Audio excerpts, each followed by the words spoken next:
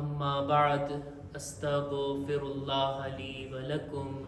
તમામ તારીફ અને હમદો સના ઈ પાક પરવરદિગાર માટે છે કે જેની નેમતો બેશુમાર, જેની આપેલી નેમતોની ગણતરી કરવી આપણા બસની વાત નથી. બસ આટલી જ આજીઝી સાથે કે ખુદાયા તારી નેમતોને અમે ગણી નથી શકતા, એનો શુક્ર ક્યાંથી બજાવી લાવશું. આ શુક્ર અંજામ આપવાની તાકાત ન હોવી એ દર્શાવો ખુદાની બારગાહમાં. આજ આપણું કામ છે અને આજ એક જાતનો શુક્ર છે. દુરૂદો સલામ થાય મુહમ્મદ અને આલે મુહમ્મદ ઉપર.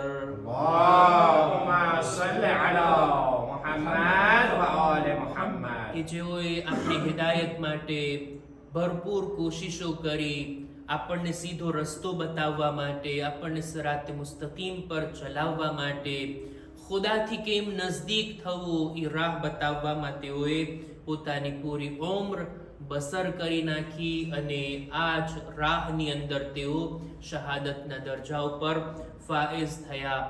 ખુતબાની શરૂઆતમાં પોતાની જાતને અને ત્યારબાદ આપ તમામ મુઅમિનીનને તકવા, પરહેઝગારી, ગુનાહોથી બચવા, નેક અને દીનદાર બનવાની ભલામણ કરું છું.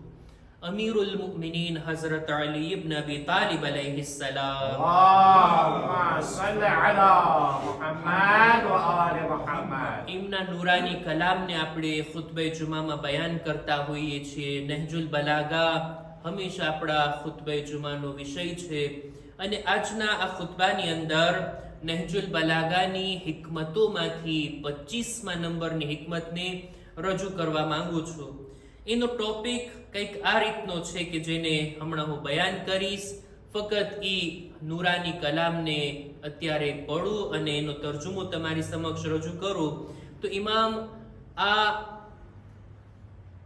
હદીસની અંદર, આ હિકમતની અંદર ગુનેહગાર લોકોને ચેતવણી આપે છે. ગુનેહગાર લોકોને કે જો ખૂબ ગુનાહ કર્યા છે એ લોકોને એક જાતની સૂચના આપે છે. અને કેવા અંદાજની અંદર. હું પહેલા આ હદીસને, આ હિકમત ભરી વાતને પઢું અને તર્જુમો કરું, ત્યારબાદ આપણે જોઈએ કે ઇમામ શું બયાન કરવા માંગે છે. મૌલા કહે છે, યબ્ના આદમ ઇઝા રઅયત રબ્બકા સુબ્હાનહુ યુતાબિઉ અલૈકા નિ'મah વ અંતા તઅસીહ ફહઝરહુ.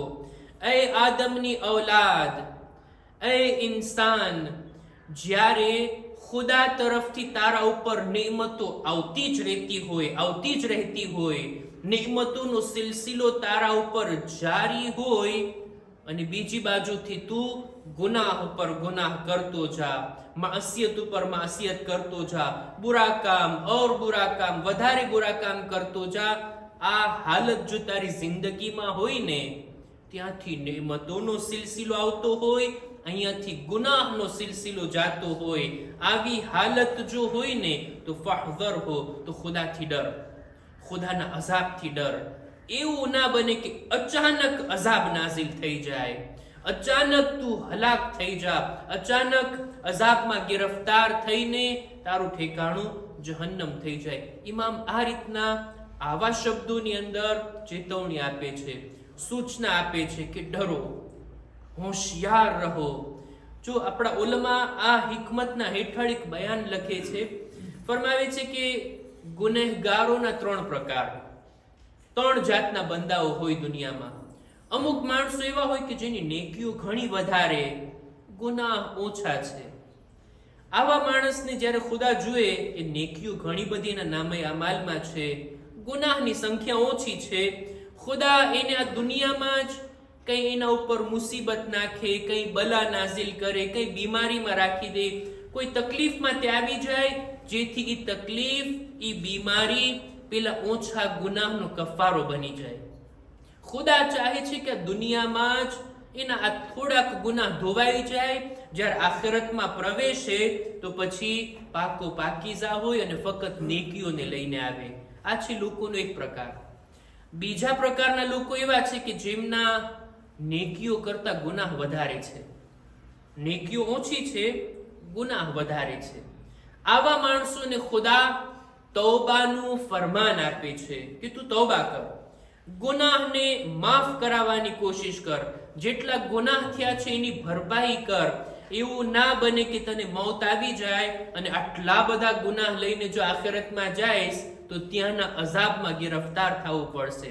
આ બીજા પ્રકારના લોકો, જેમની નેકીઓ ઓછી, ગુનાહ વધારે, એને જોઈએ કે તૌબા કરે, માફી માંગે, ઇસ્તિગફાર કરે, પોતાના ગુનાહની ભરપાઈ કરે, જેથી દુનિયાથી જાય તો પોતાના ગુનાહના બોજને લઈને ના જાય, બલકે આ ગુનાહના બોજને હળવો કરીને પછી આખિરતમાં જાય. લોકોનો એક ત્રીજો પ્રકાર એ છે કે લોકોના ગુનાહ બહુ વધારે, અતિશય વધારે, એટલા વધારે છે ગુનાહ, અને પાછા ગુનાહની અંદર પણ પોતાને મગરૂર બનાવીને, પોતે એમ સમજીને કે અમે તો આટલા ગુનાહ કરીએ છીએ, અમને કંઈ થતું નથી, ગુનાહ કરતા જાય, ગુનાહ કરતા જાય. એટલા વધારે એના ગુનાહ છે. ખુદાવંદે આલમ આવા વધારે ગુનેહગાર લોકોને આવા ગુનાહમાં, ગુરૂરમાં આવીને, તકબ્બુરમાં આવીને, ફખરથી ગુનાહ કરતા હોય અને ગુનાહ ઉપર ગુનાહ કરતા જ જાય છે, એવા લોકોને એની સાથે ખુદા એક વ્યવહાર કરે છે, એક સુલુક કરે છે. શું? એક ચીજ આપે છે અને એક ચીજ લઈ લે છે. એવા વધારે ગુનેહગાર લોકોની સાથે ખુદાનો આવો સુલુક. ખુદા એને શું આપે છે? નેમતો આપે છે, ચીજો આપે છે. તમે જો દુનિયામાં વધુમાં વધુ ગુનેહગારને આપણે જોતા હોય, એની પાસે નેમતોય વધારે હોય. એવું તો નથી ને, શાયદ એવું તો નથી ને કે આવા અઝાબમાં એ ગિરફ્તાર હોય. આટલા બધા ગુનાહ કરવા છતાં નેમતો હજી ખુદા એને આપે છે, પણ એનાથી એક ચીજને લઈ લે છે. તે શું? શુક્ર કરવાની તૌફીક, ઇસ્તિગફાર કરવાની તૌફીક, ઇબાદત કરવાની તૌફીકને ખુદા લઈ લે છે, નેમતો આપતો જાય છે. હવે ગુનાહ કરતો જાય બંદો, નેમતો પણ મળતી જાય. એ બંદો જ્યારે એકદમથી અઝાબમાં ગિરફ્તાર થશે, એકદમથી એની મૌત આવી જાય, એકદમથી આખિરતમાં જ્યારે એ જાશે, એની હાલત કેવી હશે? નેમતો આટલી બધી એની પાસે હતી, શુક્ર અદા કરો તો દૂરની વાત, ગુનાહ લઈને આવ્યો છે, અને એ પણ થોડા ઘણા ગુનાહ નહીં, વધારે પડતા ગુનાહ. આ સખ્ત તરીન અઝાબ, સૌથી વધારે દર્દનાક અઝાબ છે. આ અઝાબને સમજવા માટે જો મિસાલ આપું, આપણા ઓલમાં લખે છે કે દાખલા તરીકે કોઈ માણસ એક લાંબા ઝાડ ઉપર, ઊંચું ઝાડ છે, એના ઉપર ચડવા માંગતો હોય, થોડીક સુધી ઝાડ ઉપર ચડે અને એનું બેલેન્સ બગડી જાય ને નીચે પડે, એને લાગશે, એને તકલીફ થશે, એ જખ્મી થશે, પણ ઓછું તકલીફ થશે, કારણ કે બહુ ઊંચે નહોતો ચડ્યો. પણ કોઈ માણસ ઉપર ચડતો જાય, ચડતો જાય, ચડતો, એકદમ ઉપર ચડી છે, ત્યાં એનું બેલેન્સ બગડે અને ત્યાંથી જો એ પડે, ત્યારે એની હાલત શું થશે? એવી જ હાલત આવા ઇન્સાનની થાય કે ગુનાહ કરતો જાય, નેમતો મળતી જાય, એકદમ નેમતોના દરિયામાં ગર્ક હોય, અને અચાનક જે અઝાબ આવે ને, એટલો દર્દનાક હોય, એટલો એની માટે અસહ્ય હોય કે આ સખ્ત તરીન અઝાબ છે. એટલે જ એક હદીસની અંદર, કિતાબ અલ કાફીની અંદર, આપણા છઠ્ઠા ઇમામ, ઇમામ જાફર સાદિક અલૈહિસ્સલામ પોતાની એક હદીસમાં ફરમાવે છે કે ખુદા જ્યારે પણ કોઈ બંદાની ભલાઈ ચાહતો હોય ને, ત્યારે એને ગુનાહ કર્યા બાદ ઇસ્તિગફારની યાદ અપાવે છે. બંદો જ્યારે ગુનાહ થઈ જાય, બુરું કામ થઈ જાય, માસિયત થઈ જાય, ખુદા યાદ અપાવે છે કે ઇસ્તિગફાર પણ કરી લે, માફી પણ માંગી લે, તૌબા પણ કરી લે, જેથી તારો આ ગુનાહ ચાલ્યો જાય.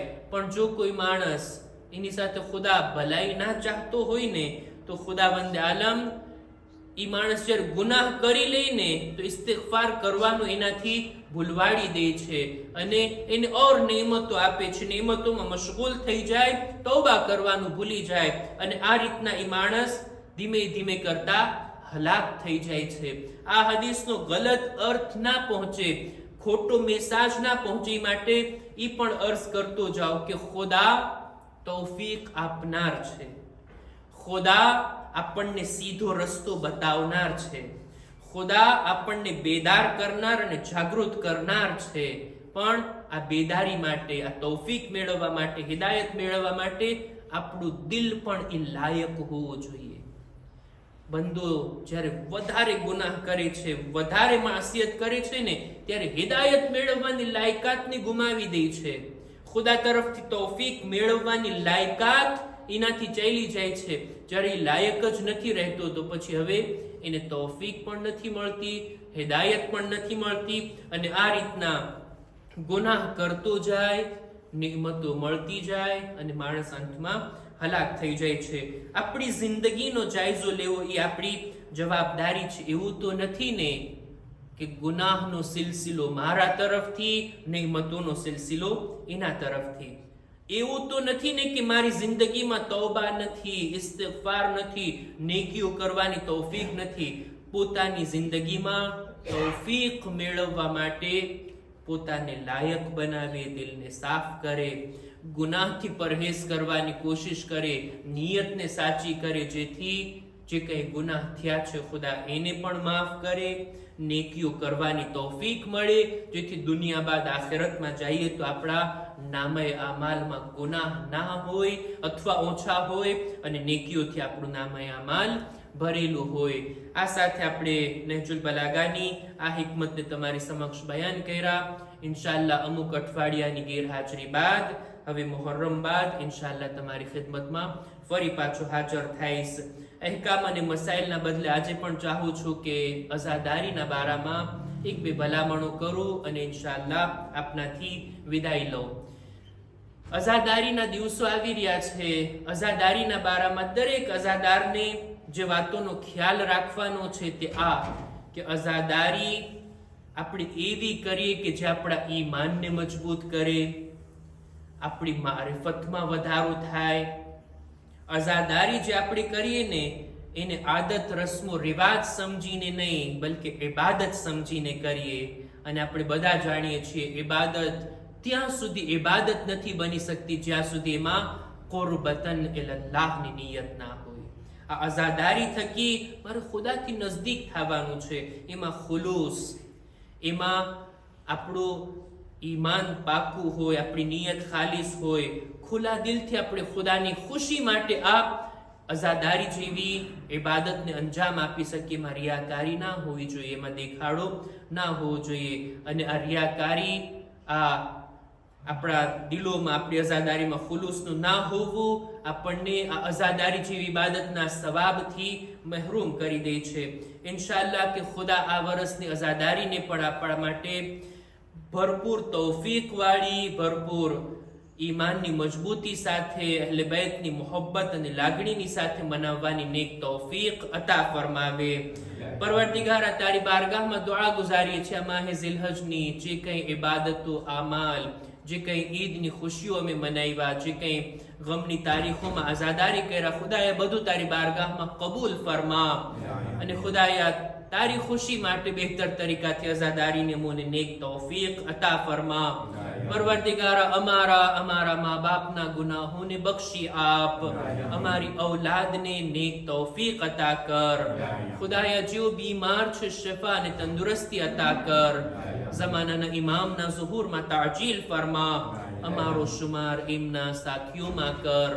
રબ્બના તકબ્બલ મિન્ના ઇન્નકા અંતસ સમીઉલ અલીમ.